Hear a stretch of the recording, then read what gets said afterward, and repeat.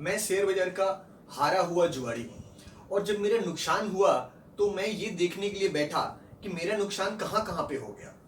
तो मुझे पता चला कि मेरा नुकसान तो हुआ है, लेकिन मैंने जो ब्रोकरेज दिया है वो भी कोई कम नहीं है। तो मेरी फीलिंग जो है वो बिल्कुल शोले के बीरू जैसी थी। ये बसंती है ना, इससे मेरा लगन होने वाला था चाचा, लेकिन इसकी बुढ़ी मौसी ने बीच में भांजी मार दी। अब मैं इस दुनिया में नहीं रह सकता। क्या आपको नहीं लगता है कि आप जो इन्वेस्टमेंट करते हैं उसमें भी आप नहीं चाहते हैं कि आपके और आपके इन्वेस्टमेंट रूपी बसंती के बीच में कोई मासी आकर के भाजी मार जाए? इन्वेस्टमेंट का सोल इस मूवी के जो कैरेक्टर्स हैं। आइए सबसे पहले इस कहानी की शुरुआत करने से पहले मैं उन कैरेक्टर्स के साथ में आपका इंट्रोडक्शन कराता हूं। इस शोले की जो लीड कैरेक्टर हैं, इसके जो मेन हीरो हैं, वो हैं वीरू, यानी कि इन्वेस्टर। और जो इस मूवी की जो हीरोइन है बसंती, वो है मनी, यानी कि वीरू का इन्वेस्टमेंट। और वीरू का इन्वेस्टमेंट है, तो वीरू का इन्वेस्टमेंट को टेक केयर करने के लिए उसकी मासी भी है। तो मासी के रूप में आप देखेंगे फंड मैनेजर को। और वीरू का जो दूसरा जो इसमें लीड कैरेक्टर है, वो है उसका फ्रेंड, यानी कि एडवाइजर जय। और इस कहानी में ट्विस्ट डालने वाला अगर विलेन कोई है तो वो है स्टॉक मार्केट का क्रैश होना, यानी गब्बर सिंह। तो आइए कहानी को शुरू करते हैं। जब वीरू को ये रियलाइज होता है कि यार, मैं तो कॉन्फिडेंट हूं, मैं बसंती से प्यार करता हूं, मुझे बसंती से मिलने से कौन रोक सकता है, मुझे ना किसी मासी की जरूरत है और ना ही मुझे किसी जय की जरूरत है। और वीरू जो है वो कूद पड़ता है बसंती के प्यार में पागल होकर के कि मुझे बसंती से डायरेक्ट मिलना है। दोस्तों, ये कहानी किसी और की नहीं, मेरी खुद की है। ये मेरी खुद की एक्सपीरियंस है जो मैं आपके साथ में शेयर करना चाहता हूं। और मैं जब 2007 में पहली बार स्टॉक मार्केट से इंट्रोड्यूस हुआ और मैं स्टॉक्स में इन्वेस्ट करने लगा, तो एक बार मुझे ऐसा रियलाइज हुआ कि मेरा हालात भी कुछ ऐसा ही था कि मैं बसंती को बचाते बचाते खुद भी ट्रैप हो गया और बसंती तो मुश्किल में थी ही। तो आइए देखते हैं कि कहानी कैसे हुई, क्या हुआ। कहानी कुछ ऐसा हुआ कि मैंने कुछ स्टॉक्स खरीदे थे और मैं सारे स्टॉक्स का स्पेसिफिक आपको यहाँ पे प्राइस और वैल्यू बताऊंगा कि उसको किस प्राइस पे मैंने खरीदा और किस प्राइस पे मैं उसको 10 साल के बाद बेच पाया। तो मेरे इस लिस्ट में पहला स्टॉक है सुजलॉन का। सुजलॉन के शेयर्स को मैंने 232 रुपए में खरीदा था। 60 शेयर्स मैंने टोटल खरीदे थे और उनका कॉस्ट 19,920 रुपया था। स्प्लिट होकर के मुझे 300 शेयर्स मिले थे और 10 साल के बाद जो शेयर्स मैंने 332 रुपए में खरीदे थे, उसे मैं सिर्फ 13 रुपया 5 पैसे में बेच पाया। यहां पे मैंने सिर्फ इस स्टॉक से 15,870 रुपए के लॉस किए। उसके बाद देखते हैं अनिल धीरूभाई अंबानी की रिलायंस पावर के साथ मेरे साथ क्या हुआ। रिलायंस पावर का आईपीओ जब आया था तो मैंने इसे 516 रुपए में खरीदे। मुझे 29 शेयर्स मैंने खरीदे थे और स्प्लिट होकर के मुझे 48 शेयर्स मिले, जिसको कि मैं 10 साल के बाद सिर्फ 2,028 रुपए में बेचा, 48 रुपये 50 पैसे के भाव में। और यहाँ पे मुझे नुकसान का सामना करना पड़ा 12,636 रुपए का। जेपी एसोसिएट्स को मैंने 235 रुपये में खरीदा था 2007 में और 2017 में मैं इसे 14 रुपये 25 पैसे में बेचा और यहाँ पे मुझे 18,763 रुपए का नुकसान करना पड़ा।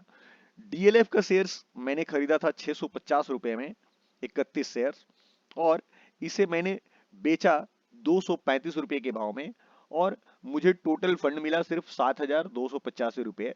यहाँ पे मुझे 12,865 रुपए के नुकसान उठाने पड़े। यही कहानी यूनिटिक के साथ में भी हुआ। यूनिटिक के शेयर्स को मैंने खरीदा था 350 रुपए में और मुझे बेचना पड़ा 925 रुपए में, वो भी 10 साल के बाद।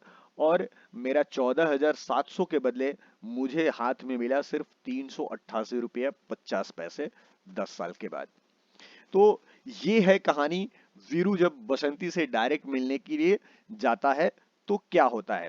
अब अगर मैं एग्रीगेट लॉस की बात करूं तो मैंने ये देखा कि मैं लगभग 89,000 रुपीज इन्वेस्ट किया और मुझे हाथ में मिला 15,000 रुपया, वो भी 10 साल के बाद। और जैसा कि आप जानते हैं कि Unitech, DLF, JP associates, Reliance power या सुजलॉन, ये ऐसे स्टॉक्स हुआ करते थे 2007 या 8 के मार्केट में, जो निफ्टी के कंस्टिट्यूएंट्स हुआ करते थे, ये निफ्टी का हिस्सा थे। और इस तरह के स्टॉक्स में इन्वेस्ट करके मुझे इस तरह का नुकसान करना पड़ा। कहानी में ट्विस्ट तब आता है जब गब्बर का सामना हुआ और उसके बाद से वीरू को रियलाइज हुआ कि यार मुझे मासी को भी साथ में लेना चाहिए और जय को भी साथ में लेना चाहिए।